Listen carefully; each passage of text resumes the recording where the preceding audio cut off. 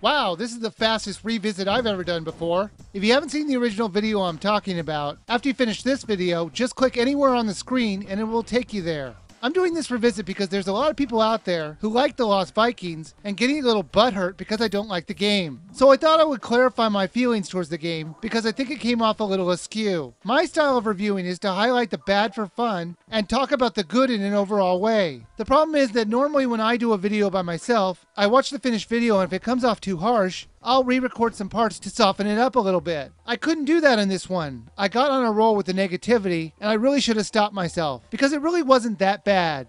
People have asked me, do I hate this game? No, I don't. I do think I may have come off a little strong, and it may have sounded like I thought the game was as bad as Ninja Breadman, and that's just not true at all. I wish I had never brought up Ninja Breadman at all. It's not even comparable. The Lost Vikings is playable and enjoyable for quite a few levels. My whole issue with the game all revolves around switching characters. It drags down the pace and enjoyment of the sometimes very clever level designs. It just gets very frustrating to play the later levels when you have to drag around two other players. This title is a puzzle platforming game, and the genre is very hard to pull off. You have to have a very good balance of fun platforming and challenging puzzles, and this is where I think Lost Vikings misstepped. It did have some very clever ideas on how to advance through the levels, but usually these ideas were localized to one character in the level. The others were mainly playing catch-up. Strangely enough, the level that I had the most fun with was the final boss fight. It had the characters go off on their own paths with their own challenges to fight him. You didn't need to worry about someone needing to follow you. Also, the difficulty level was all over the place at times, just like K-Wing brought up. I don't mind hard games, but the inconsistency in the levels was very frustrating.